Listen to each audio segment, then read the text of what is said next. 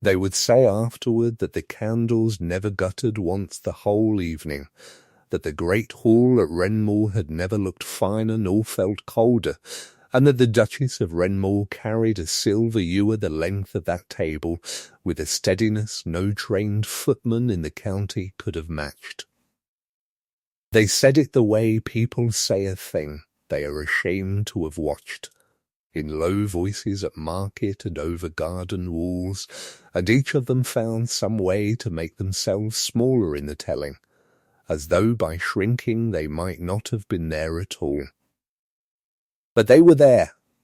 The whole of the neighbourhood that mattered was there, seated beneath the Renmore arms in their borrowed jewels and their best expectation of a scandal. And not one of them rose. That is the part they left out most often. Not one of them rose. If you have ever stood in a room where you were being quietly erased, with the people who ought to have defended you found the ceiling suddenly worth steadying, then you already know the particular silence that settled over that hall, and you will understand exactly what Eleanor felt, though she let none of it reach her face. The Duke had said the words plainly, without heat, the way a man reads an order he's read 100 times. "My mistress sits," he said, "and my wife serves." And Eleanor, who had been mistress of that house in law for 2 years, and in labour for every one of the 700 nights she had spent learning its drains and its debts and its people, set down the plate that had been laid for her, took up the ewer, and served. She had known before she entered the hall that something had been arranged for her, because Renmore told her things now the way a well-kept ledger tells its keeper things, in small entries that did not add up to comfort. The best plate had been brought down from the north pantry, the service her late mother-in-law had reserved for royalty, and it had been set at the centre of the table where the Duke's guest was to sit, and no one had told the Duchess. A footman she had trained herself, a boy named Corrin with a stammer he only lost when he trusted the person he spoke to, had met her eyes in the passage and then looked away.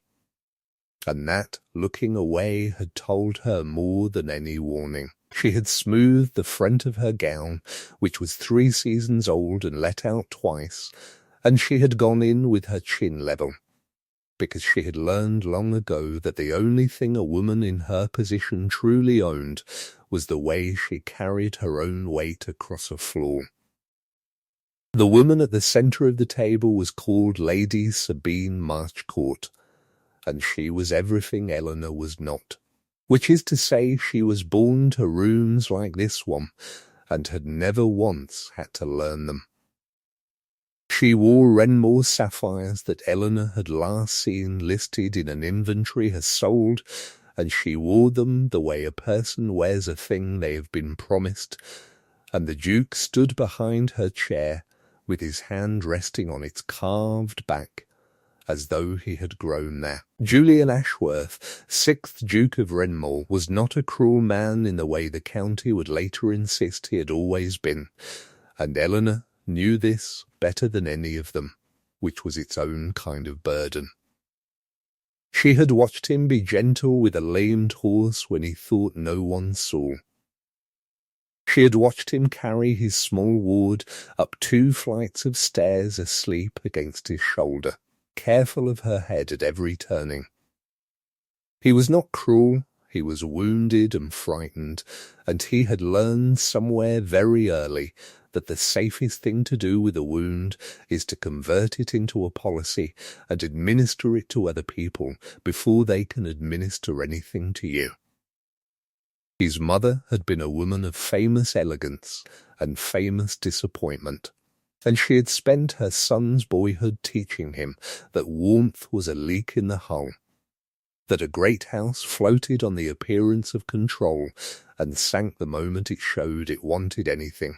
He had married Eleanor because his father's estate had been drowning in mortgages when the old Duke died, and because a bankrupt shipping merchant named Hellerin had a clever daughter and a fortune he was willing to tie to a title.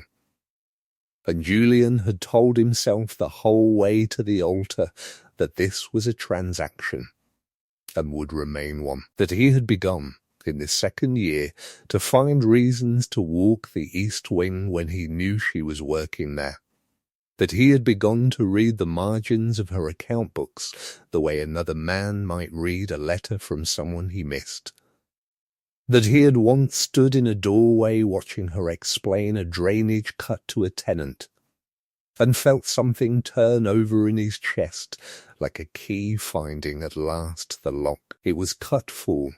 These were facts he had filed where he filed everything that frightened him, which was nowhere he would look. And then Sabine had come back into the county, Sabine who had been the great love of his one reckless season before his father's death recalled him to duty and debt. Sabine who had married a viscount for his money and buried him for his convenience, and returned to Renmore's borders a widow, with a talent for making a man feel that the years between were a mistake he still had time to correct. She had understood at once what she was looking at, because women who have made a study of man understand these things faster than the men do. She had seen how the Duke's eye tracked his wife across a room, and she had understood that the danger to her was not Eleanor's beauty, which was quiet, but Eleanor's usefulness, which was total. And so she had set herself to teach the Duke to be ashamed of exactly the thing he had begun to love. It is easy, she had discovered, to make a proud man ashamed of tenderness.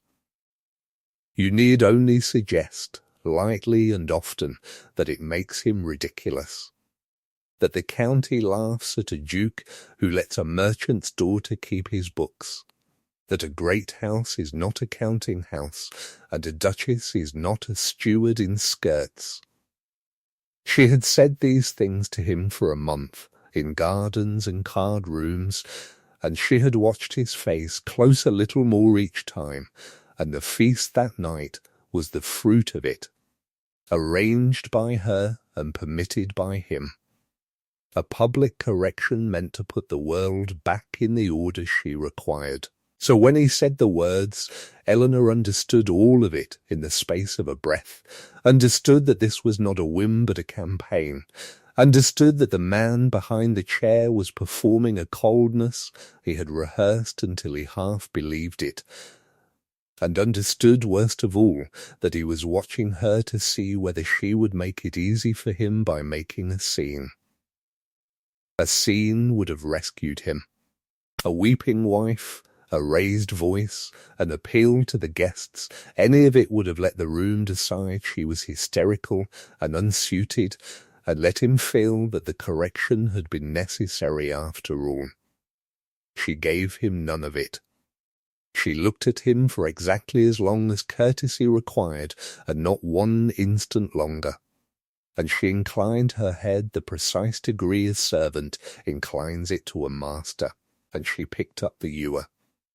And in doing that, she took the only thing left in the room that was truly hers, which was the manner of her own obedience, and she made it so complete, so flawless, so entirely without resentment, that it stopped being obedience somewhere along the length of that table, and became something no one in the hall had a name for, but every one of them felt. She poured for Lady Sabine first, because that was the order she had been given, and her hand did not shake, and she said, in a voice pitched only for the guest, that she hoped the wine was to her liking.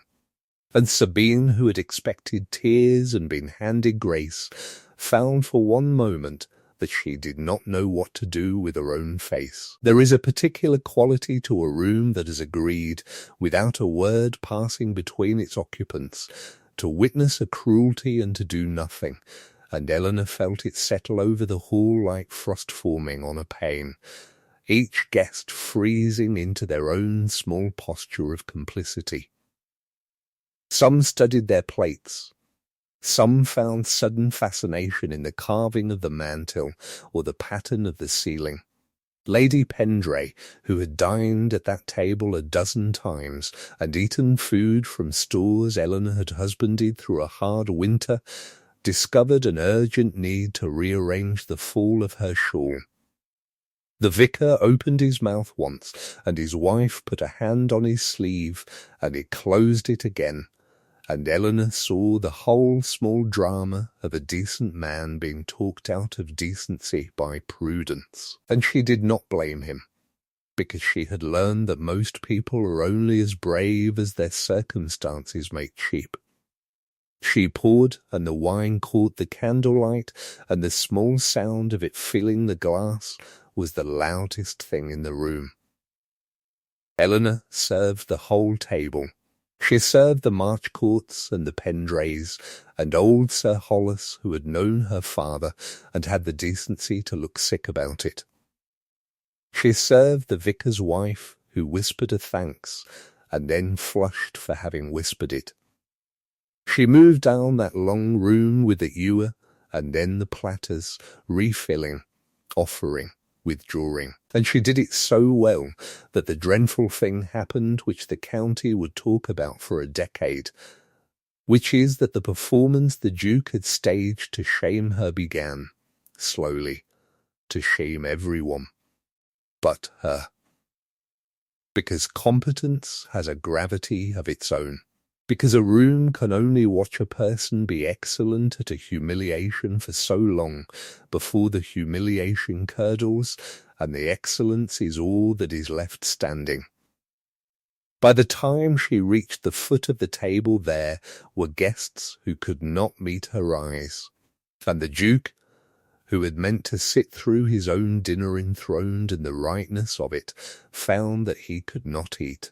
He had ordered a woman to serve him, and she was serving him, and every flawless motion of her hands was building a case against him that no advocate could have made half so well, and he sat behind Sabine's chair, unable to sit down in his own to Duke in his own hall, who had somehow made himself the only person present, with nothing to do but watch. She did not weep in the hall. She waited until the last guest had been served, and the Duke had finally taken his seat, because to keep standing had become unbearable. And then she asked his leave to withdraw. And he gave it with a motion of his hand because he did not trust his voice, and she went. She climbed the east stair to the small room off the muniment closet where she kept the estate books, and she lit a single candle. And she sat down at the desk that had become more her home than any bedchamber, and she allowed herself, for the length of that one candle had no longer, to put her face in her hands. That was the one private gesture of pain the whole affair was given. One candle. When it had burned an inch, she lifted her head, and she took a clean sheet, and she began. In the small clear hand her father had taught her to write out what needed to be done, because she had decided somewhere between the foot of the table and the top of the stair that she would leave, and she was not a woman who left a thing in disorder, not even a marriage, not even a life. It is worth saying plainly what she had been, because the whole meaning of that night turns on it. And because the county that watched her serve had never troubled to learn it. Eleanor Hellerin had been raised in the tall thing house above her father's counting room in the port, and she had learned figures the way other children learn hymns, by hearing them every day until they lived under her skin. Her father had been a shipping merchant of the careful sort, a man who made his money not by daring, but by knowing, by understanding a cargo and a tide and a creditor better than the men he dealt with understood themselves, and he had seen in his quiet daughter the same turn of mind, and had done the unusual thing of feeding it. He had let her keep the small ledges by the time she was 12, and the real ones by the time she was 17. And he had told her, more than once, that a person who keeps the accounts holds the truth of a house, whether or not they hold its name, because figures do not lie and cannot be flattered, and the one who reads them clearly is never truly at the mercy of the one who merely owns them. When his last venture went down with a ship off the bar and the creditors came, it was Eleanor who sat with them and made the terms, a girl of 19 across a table from hard men, and she had saved her father his good name, if not his fortune. And it was that reputation, oddly, that had reached the ears of the old Duke's man of business at exactly the moment Renmore needed money, and a merchant needed a title for his daughter. And so a marriage was arranged between two men over a settlement, and the two people it bound were told of it after the ink was dry. She had come to Renmore expecting nothing warm, and had schooled herself to want nothing warm, and she had done what she always did with a thing she did not choose, which was to master it. Within a season she understood the estate better than the steward. Within a year better than any Ashworth had understood it in living memory, and she had done it quietly, asking her patient questions, walking the land, reading everything, because the habit of her whole life was that you make yourself indispensable to a thing, and then no one can quite put you out of it. Or so her father had believed, and so she had believed, until a cold, bright night taught her that a man frightened enough will put out even the thing that keeps him afloat. And there had been, she would admit to no one, the beginning of something she had not planned for. In the second year the Duke had started to seek her out, and she had noticed, because she noticed everything. Small changes that she had been foolish enough to let herself weigh. He had begun to say we of the estate where he had always said I. She had found, left on the corner of her desk one morning, with no word attached, a book of agricultural improvement she had once mentioned wanting to read, its pages already cut, and she had understood that he had gone to some trouble to find it. And she had let herself, just for a moment, thumb the cut pages and imagine that it meant what it seemed to mean. That was the cruelty inside the cruelty of the feast, the thing that made it cut to the bone rather than merely sting she had begun, against all her own good sense, to hope, and the order to serve had proved, in front of the whole county, that the hope had never been safe, that whatever he felt he would not defend it when it cost him the good opinion of a woman with sapphires, and it is a particular kind of ruin to have a hope you had barely admitted to yourself killed in public before you had even finished admitting it. What the Duke did not know, what none of them knew, was how much of Renmore she was about to take with her simply by removing herself from it. He thought, in so far as he let himself think it at all that night, that he had put his wife in her place and would find her chastened and quiet in the morning, and that the household would go on as households do. He did not understand that the household went on because she made it go on, that the reason the tenants paid and the roofs held and the home farm turned a profit for the first time in a generation was that a merchant's daughter had spent 2 years learning the estate the way she had once watched her father learn a cargo, by reading everything, trusting nothing, and asking the questions great men are too proud to ask. He did not know that the drainage of the low meadows, which had flooded every 3rd year within living memory, and had not flooded once since her 2nd spring, held because she had walked those fields in borrowed boots with the oldest ditcher on the estate, and learned from him what the maps did not show. He did not know that Corin the footman and half the indoor staff were loyal to her and not to him. Not because she was soft with them, she was not, but because she was fair with them, which is rarer and worth more. He did not know these things because he had never had to know them. And a man who has never had to know a thing is always astonished by the size of the hole it leaves. She was gone by dawn. She took the mail coach from the crossroads at Little Renmore, rather than any Renmore carriage, because she would not leave in his conveyance any more than she would have left in his debt, and she took 2 trunks, and this small mahogany writing box that had been her mother's, and nothing that was not hers by the plainest reading of the marriage settlement. And she left on the desk in the muniment room every book made up to the day, every account balanced, every pending matter noted in her clear hand with what was owed, and to whom and when it fell due. So that whoever came after her would find not chaos, but a house in perfect order, missing only the person who had ordered it.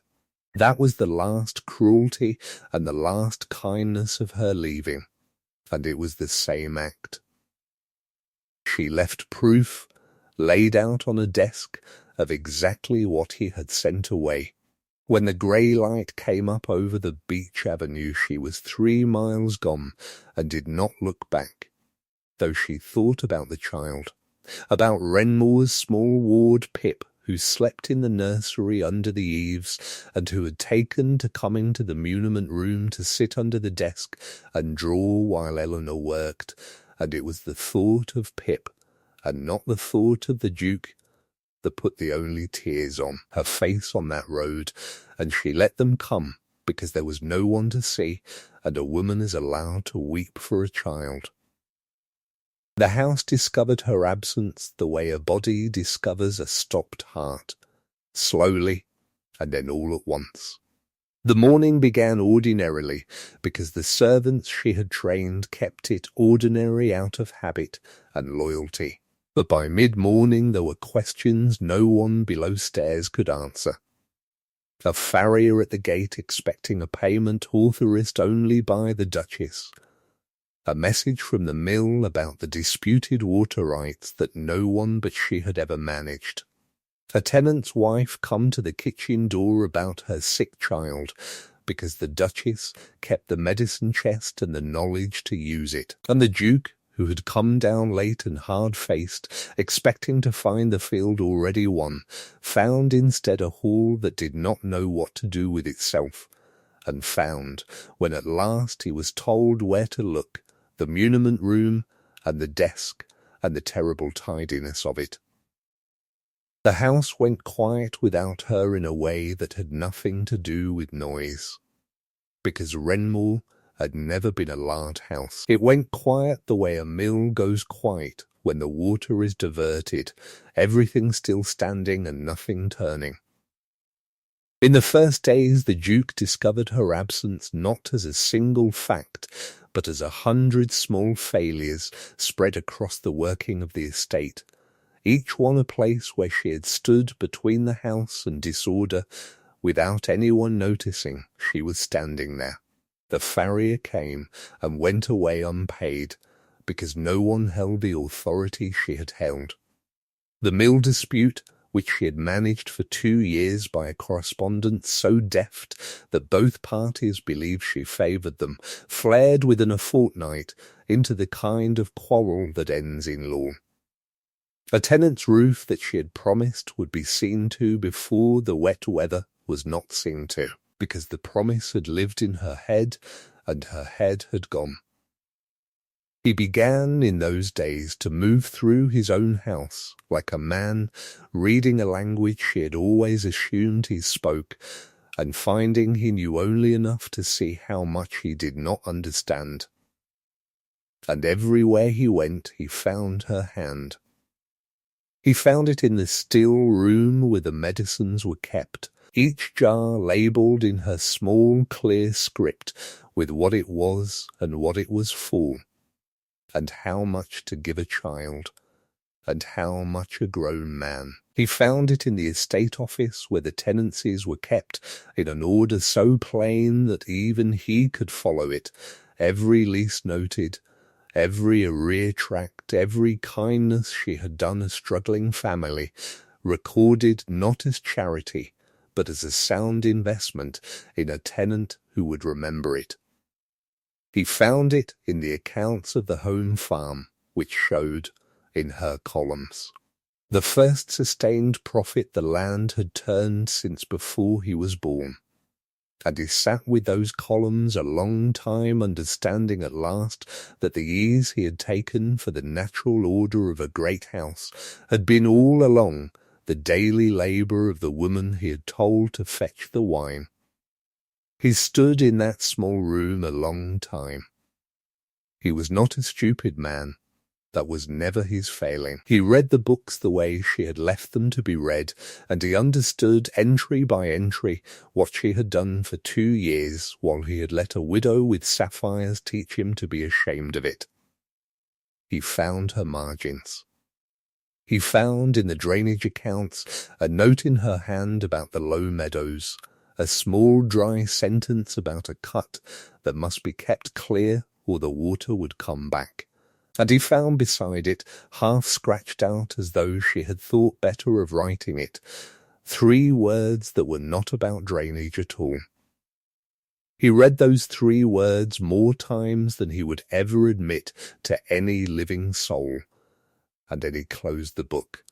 And something in him that had been closed for a very long time came open at exactly the wrong moment, which is the moment a thing is already gone.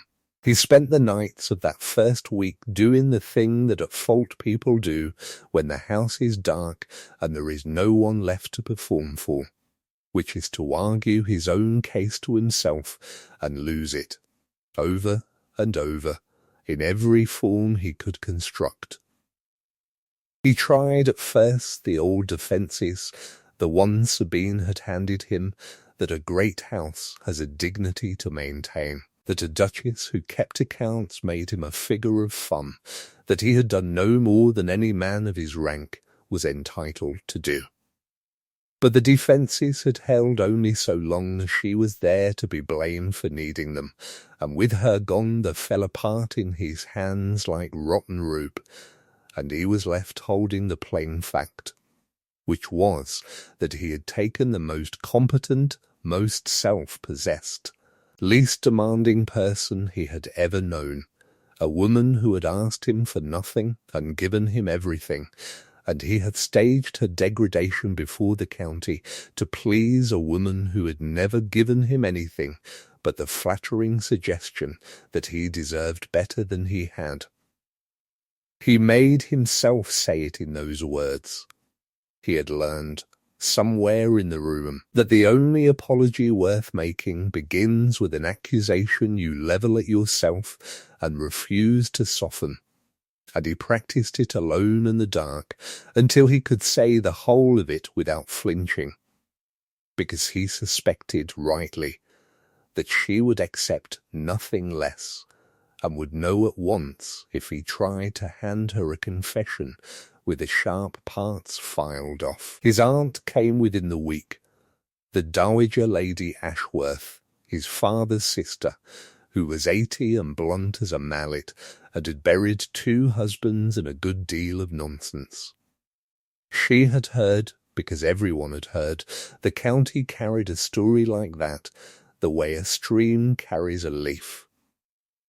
She came into the long gallery where he had taken to standing at the windows, and she sat herself down without being asked, and she looked at her nephew for a while with an expression he remembered from his boyhood, the one that meant she was deciding whether he was worth the trouble of the truth. Then she told him. She told him he was a coward, which was a word no one had used to a Duke of Renmore in his hearing. And she told him he had taken the one good thing his sorry line had blundered into in 3 generations, and handed it to a woman who collected men the way some women collect debts, for the pleasure of calling them in. She told him she had known his mother, that she had loved his mother and pitied her in equal measure, and that his mother had died having taught her only son that the way to be safe was to be first cold. And look where it had got the whole cursed family, rich in acres and poor, in every single thing that made acres worth having. Do you know what that girl did? She said, and she did not wait for him to answer. She made your house pay for the first time since your grandfather gambled the coast farms away. And you stood behind another woman's chair and told her to fetch the wine. He did not defend himself, because there was no defense, and the not defending was the first honest thing he had done in a year. The child asked the question the aunt could not. Pip was 8, and she had the terrible clarity of children who have been passed between households and have learned to watch a dance the way sailors watch weather.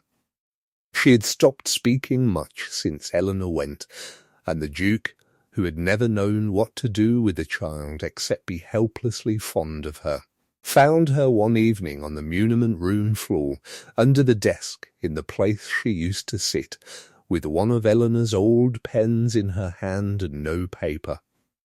He sat down on the floor beside her, a Duke on the boards in his evening coat, because he did not know what else to do, and after a while Pip asked him, without looking up, whether the Duchess had gone away because Pip had done something wrong.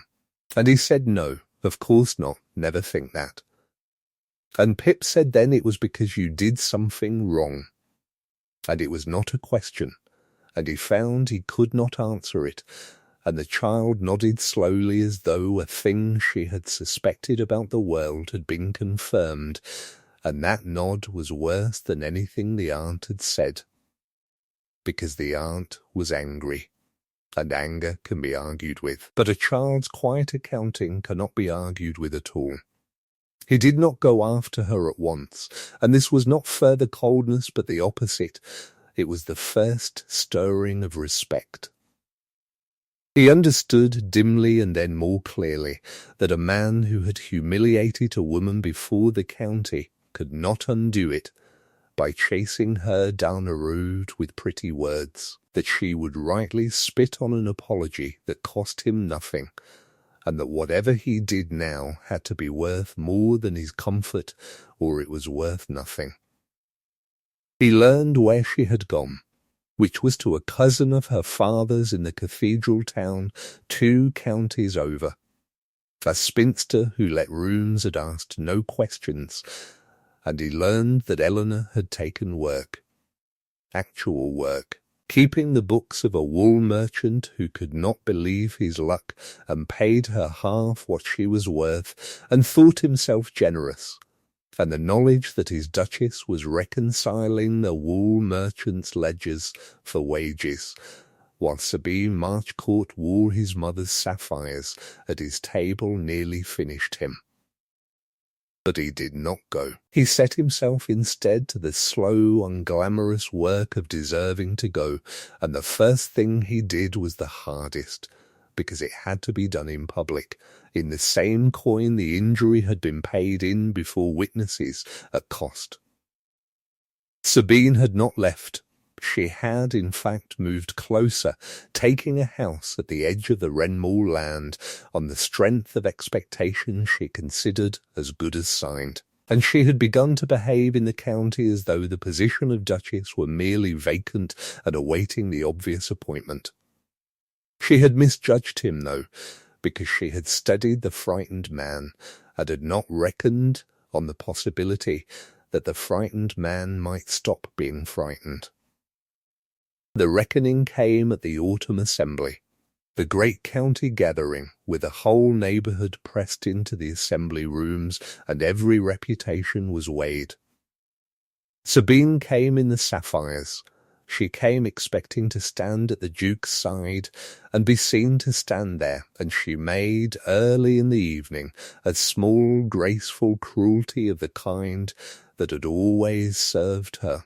a remark to a circle of ladies about the sad necessity of marrying beneath oneself for money, and the awkwardness of a wife who did not know a drawing-room from a counting-house, and she said it, deliberately, just loudly enough, and just as the Duke came within earshot, because she wanted him to hear her make his own case for him, and be grateful.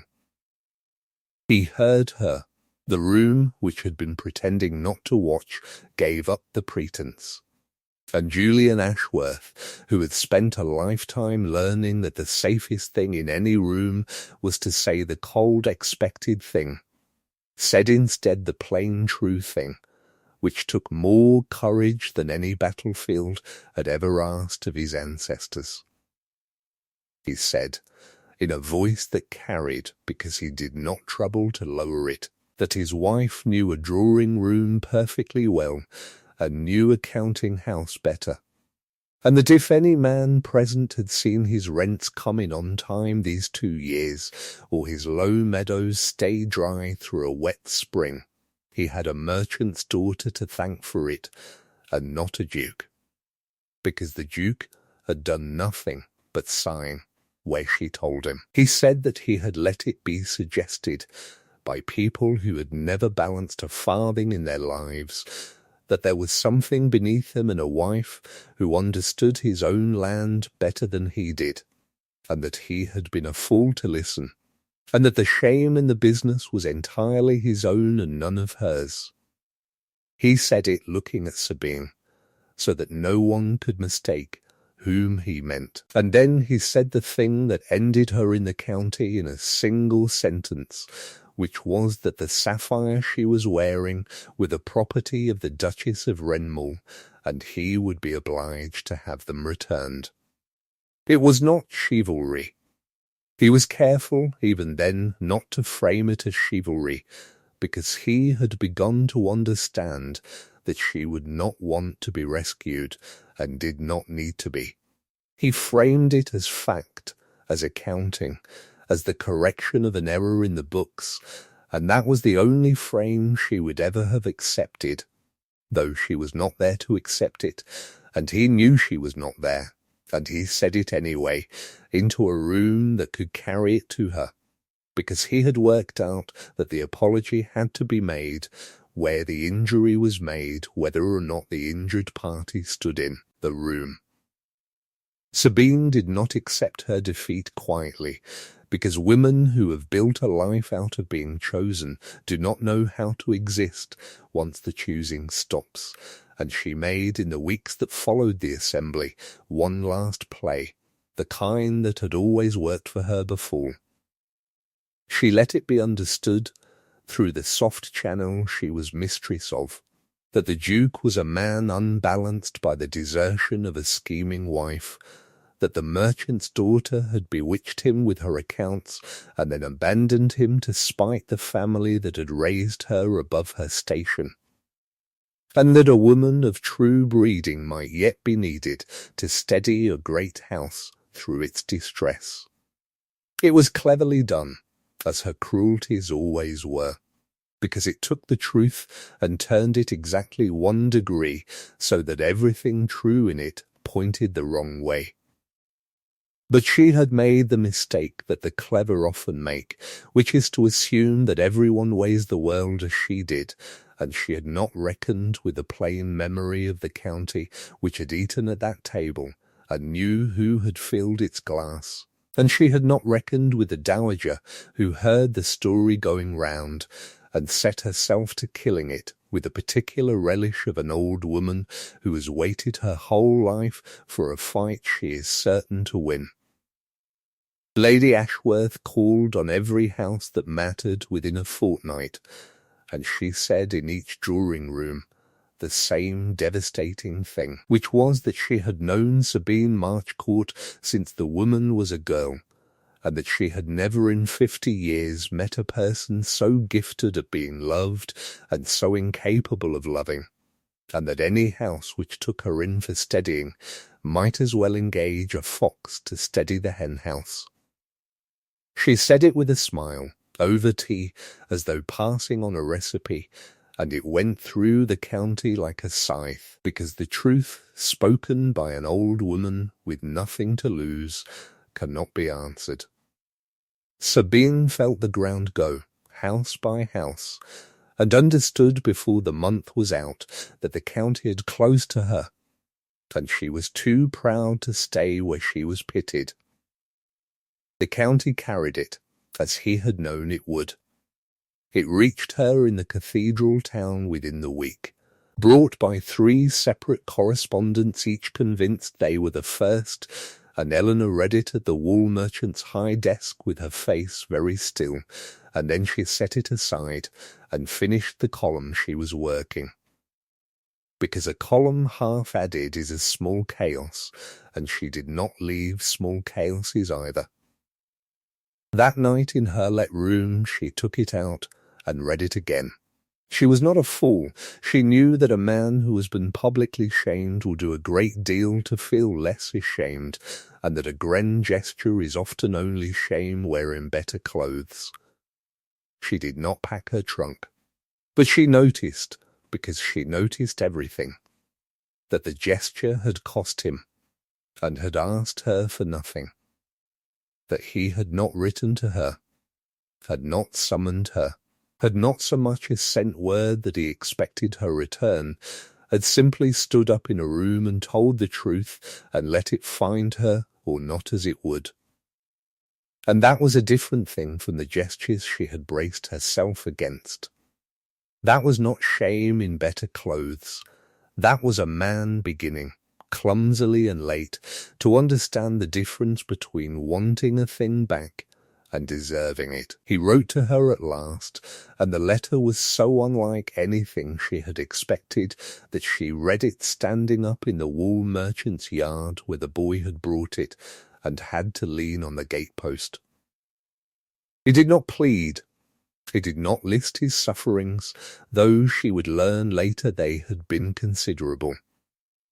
He wrote her a plain account of what he had done, in order, the way she would have written up a difficult year, naming each thing without softening it, that he had let a woman he did not love teach him to be ashamed of a woman he did, that he had staged her humiliation to prove to the county a point that was not even true, that he had stood behind Sabine's chair and given the order and watched her serve and known, before she had reached the 3rd guest, that he had destroyed something he could not replace, and had sat frozen in his own hall too proud to stop it. He wrote that he did not ask her to come back. He wrote that he had no right to ask and knew it. He wrote that the estate was hers in every way that mattered and had always been, and that whether or not she ever set foot in it again, he had instructed his man of business to settle upon her, absolutely and beyond his own reach, the independence her father's money had bought, and that Julian had never had any right to control. So that if she chose to keep a wool merchant's books for the rest of her life, she would do it as a woman of means who chose it, and not a woman of no means who must. And at the end, only at the end, he wrote that Pip had asked after her every day, and that he did not say this to move her, but because the child had made him promise to say it, and he had done with breaking promises to her. She came, but not the way anyone imagined, and not for him. She came because of the child, she told herself on the coach, and it was half true, and the other half she was not ready to say. She did not send word ahead.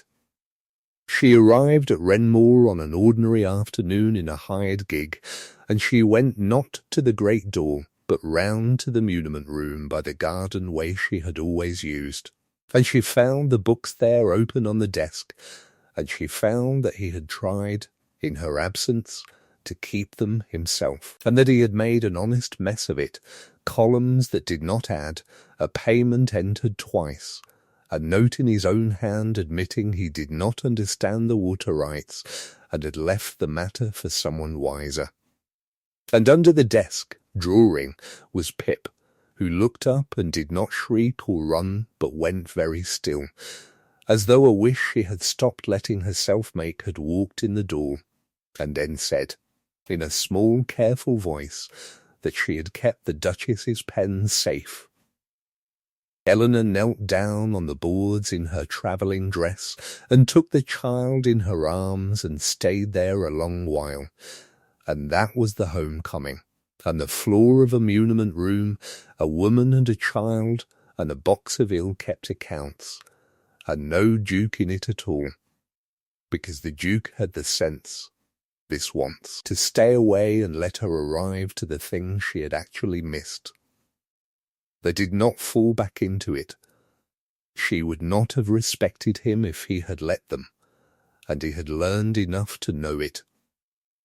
She set her conditions the way she set out a difficult account, plainly, item by item, sitting across the desk from him, with the ruined books between them like the evidence they were. She said she would not be a duchess, who was a duchess only in the drawing-room, and a steward in the muniment room, and a stranger in every room that mattered to him.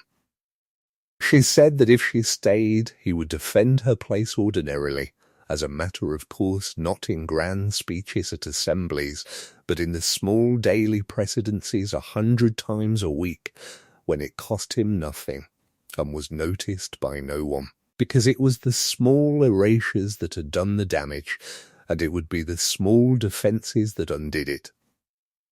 She said she did not want his gratitude, which curdles, but his habit, which holds.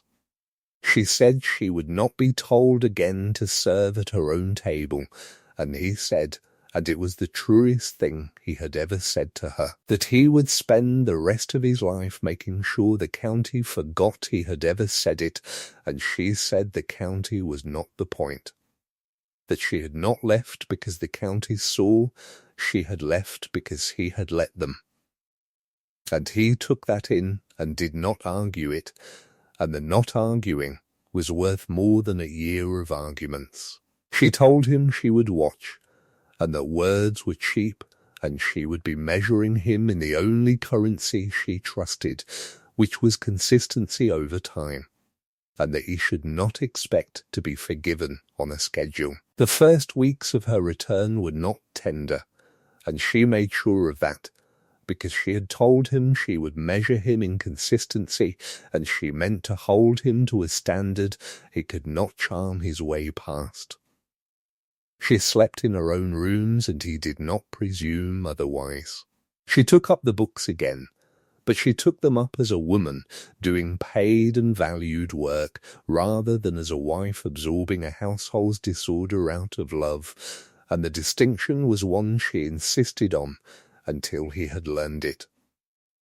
When a decision failed to be made about the estate, she made it, and he learned to bring matters to her rather than around her. And there were evenings when she watched him bite back the old lordly instinct to overrule and choose instead to defer, and she said nothing, but she marked it the way she marked everything in the private ledger she kept of him.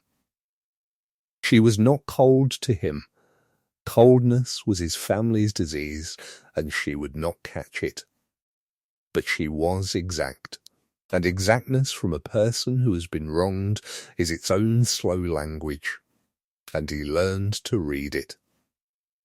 He learned that when she asked him a question about his own intentions, she was not doubting him, but testing whether he had thought a thing through, and that the way to earn her regard was not to protest his devotion, but to have done the work. He learned that she noticed when he crossed the room to her, and noticed equally on the rare occasions he forgot, and that the forgetting cost him more than the crossing earned, because a defence that holds only when remembered is not yet a habit, and a habit was the only thing she would finally trust.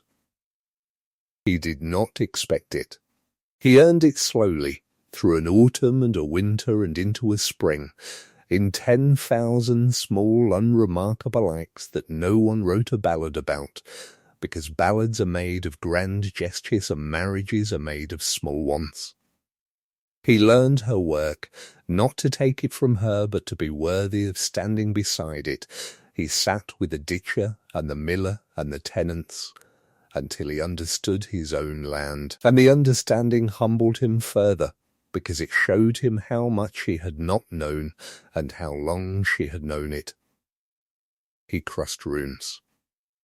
That was the thing Pip noticed first, and reported to Eleanor with great seriousness, that the Duke now crossed whatever room they were in to stand beside the Duchess every time, at every gathering, without being asked, and did it so steadily that the county stopped remarking on it and simply expected it, which was the entire point.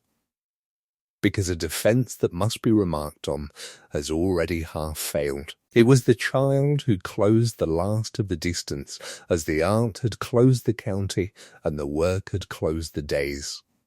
Because there are rooms in a marriage that neither party can reach, and only a third and innocent hand can touch.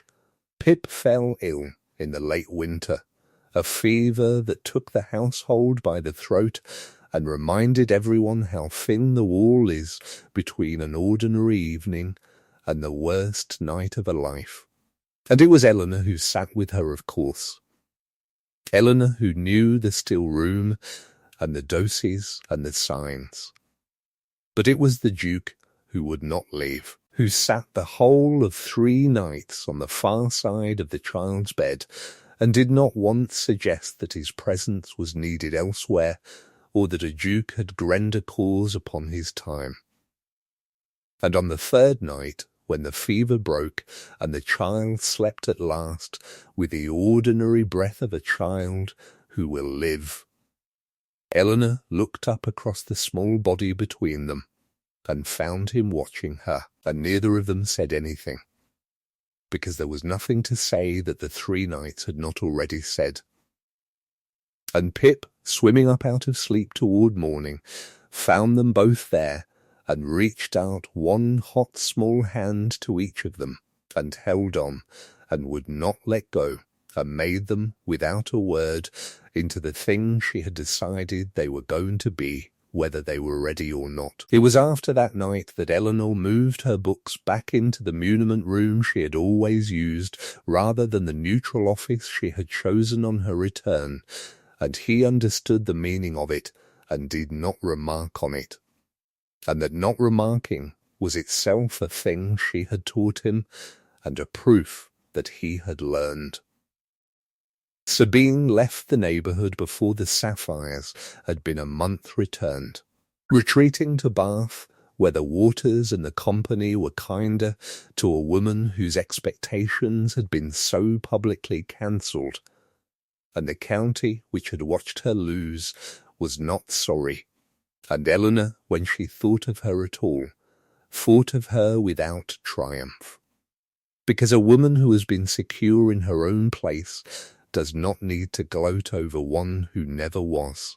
The spring that the low meadows stayed dry again, Eleanor was brought to bed of a daughter, and the county remarked that the Duke of Renmore, who had once made his wife serve at his table before his guests, was seen to carry his newborn girl the length of the long gallery in the grey of the morning, so that his Duchess might sleep, and that he did it every morning that followed, and that it became a thing the household set its clock by, the Duke walking the gallery with the child while the Duchess slept, a man who had learned at terrible cost that the whole worth of a great house is measured by how it treats the one person in it who serves it most and asks for it least.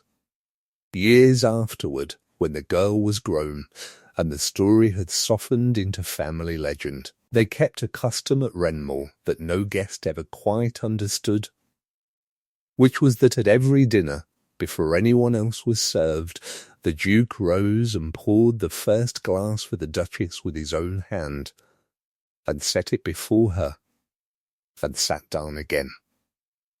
And the family never explained it, and the Duchess never remarked on it.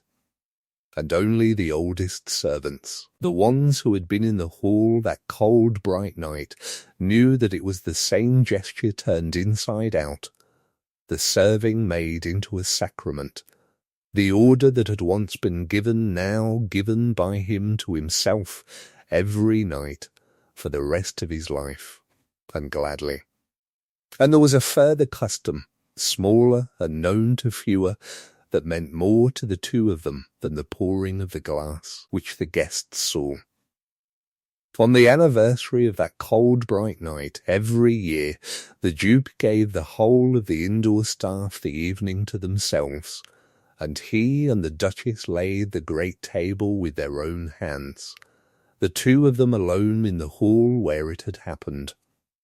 And he served her, deliberately, the length of that same table, pouring and offering and withdrawing exactly as she had once been made to do, and she let him. And at the end of it they sat together at the foot of the table where she had finished her serving all those years before. And they did not speak of it, because by then there was nothing in it left to forgive, only a thing to remember, so that the remembering could not curdle into the forgetting that had caused all the harm. The daughter grew up knowing the shape of the custom without knowing its cause, and when at last she was old enough to be told the story, she was told it plainly, without softening, because Eleanor did not soften things, and did not believe children was served by a gentler version of the truth than the one the world would hand them soon enough. And the girl, hearing it, asked her mother the question that children ask, which was whether she had been afraid, that night, carrying the wine down the long table with the whole county watching. And Eleanor considered it honestly, as she considered everything, and said that she had not been afraid, because fear is for the moment when you do not know what you will do. And she had known from the first word out of her husband's mouth exactly what she would do, which was to carry herself out of that room with a dignity in her own two hands, and to build a life she did not need in full, and to let him find his own way back to her or not, as he chose and as he earned. And she told her daughter the one thing she wanted her to keep, which was that a person's worth is never in another person's keeping, that it cannot be granted by a chair at the head of a table, nor taken away by an order to serve at its foot, that it lives in the doing of the thing you do well, and the carrying of yourself through the rooms that would rather you were smaller, and that the world, being slow, will often only learn to value a person after it has watched them walk away, but that the walking away must be done for oneself, and never as a lesson to those left behind, because a departure staged to punish is only another kind of seeing, and the whole power of a dignified leaving is that it asks for nothing and waits for nothing, and is complete in itself. My mistress sits, he had said once, and my wife serves. And she had served, and gone by dawn, and come back on her own terms, and taught a whole proud house the thing his mother had died not knowing, which is that the strongest thing a person can do in a cold room full of watching people is to keep their dignity in their own two hands and carry it out the door, and wait without hope and without haste for the world to come to its senses and follow.